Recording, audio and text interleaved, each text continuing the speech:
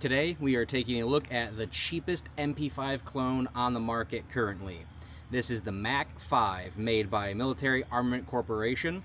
This guy retails for about $9.99, give or take, depending on where you find it. That's about how much I paid for this one at a local gun store. This thing is pretty badass so far. I've only got about 250, 300 rounds through it. Not one malfunction yet. I'm going to put some more through it today. But yeah, out of the box, this thing comes with 2 magazines, 30 rounds. It comes with a flash suppressor, which it runs on the tri-lock system, the gun itself, and a little shoulder strap, which out of the box it comes with this little swivel for you to attach that shoulder strap to, since it is a pistol. Several different manufacturers make a new backplate with 1913 or Picatinny rail. This is a Midwest Industries one. I have already purchased it and attached my Strike Industries FSA folding stabilizer to it. So we're going to go ahead and attach this to it today and see how it does with a little stabilizing brace on it. I went ahead and installed that backplate. I wish I could show you how to do it, but due to YouTube's awesome regulations, that would be a no-no. But yes, now we have the FSA folding stabilizer on it, and we're going to put some more rounds through it and see how she does.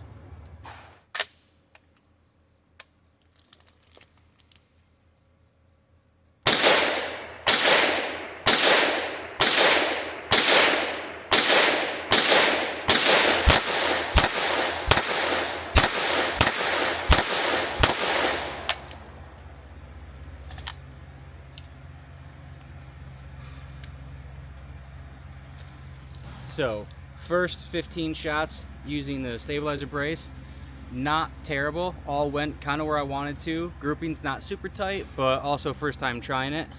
We'll show you that here in just a second. Alright, here we have the first 15 shots, all center mass. Group's a little bit spread out, but again, it's an 8-inch 9mm barrel, and that was the first shots taken with the brace, the stabilizing brace on it. So we'll try again and see how she does.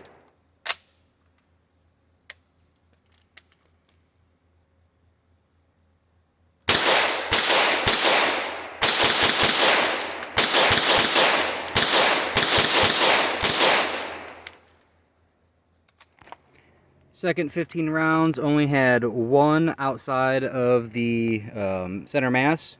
Still not too terrible for shooting a little bit quicker. Very smooth shooting gun. Definitely a very smooth shooting gun. Alright, let's test the trigger. See how it feels going nice and slow. And yes, I am wearing my MP5 shirt.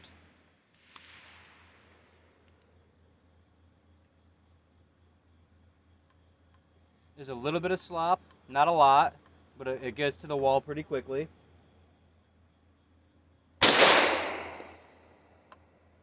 Pretty easy break. Pretty light reset.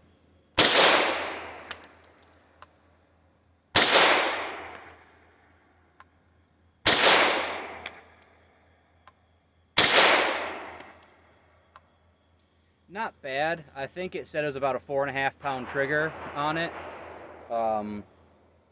Like I said, there's a little bit of slop before you get to the wall. Not a lot at all, but just a little bit of slop, and then you get to the wall, and it's a pretty crisp break. The reset's not quite as nice as I kind of want it to be, but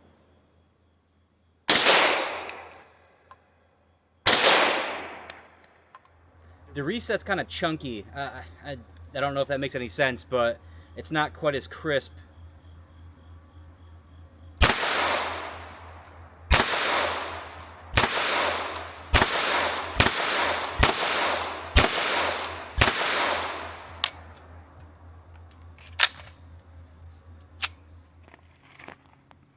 Alright, that was all the 15 rounds, testing out that trigger. Not a bad grouping. Only one kind of really on the line right there. But yeah, all in all, not a terrible trigger for being stock.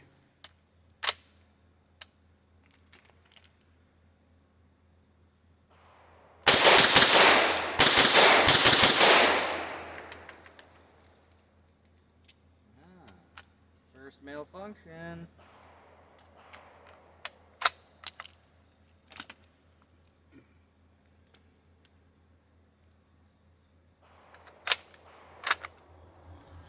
Alright, that was the first malfunction, and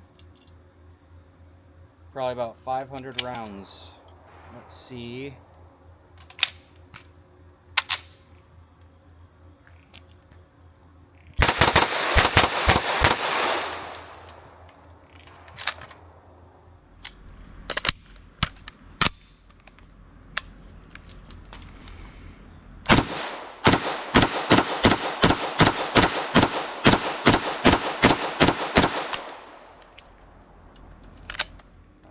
We're just going to try a mag dump, see if we can sustain one.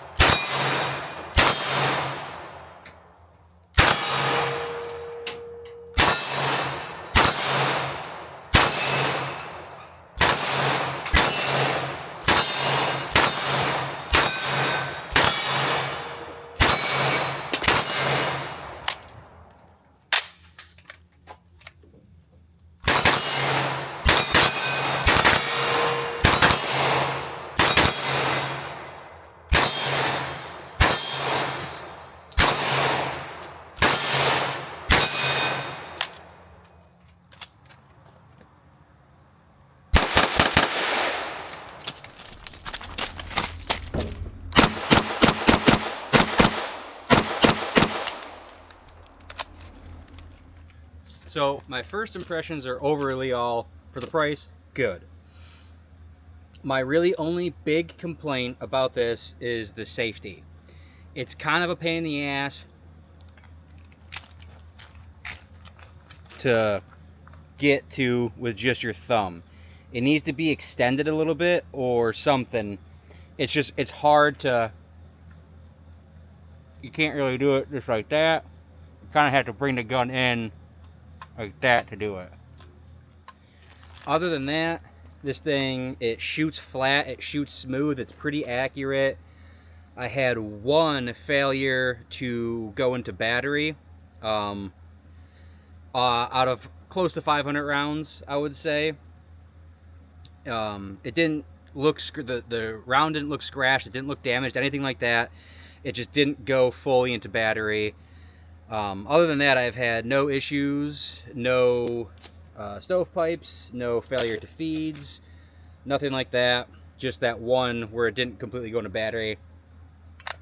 It probably was like, it was probably like that, as opposed to being completely in battery.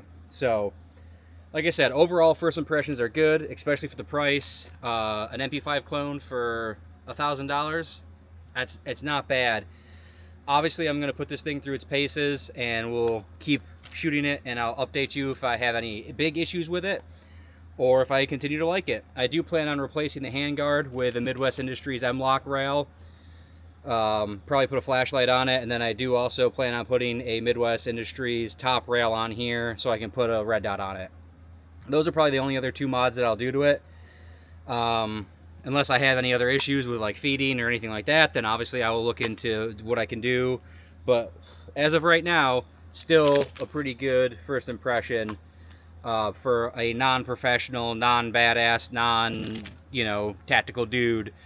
But just your average guy who's going to take this out for a fun range toy every once in a while and put rounds through it, I don't think there's any issues with it. Would I trust this versus an actual H&K MP5 in like tactical real-world use? I don't know. I'm not the guy to answer those questions. I'm just an everyday dude that likes to take cool shit to the range and have fun with it. So take that for what it's worth. Hope you guys enjoyed, and until next time, be good. Yippee-ki-yay, motherfucker.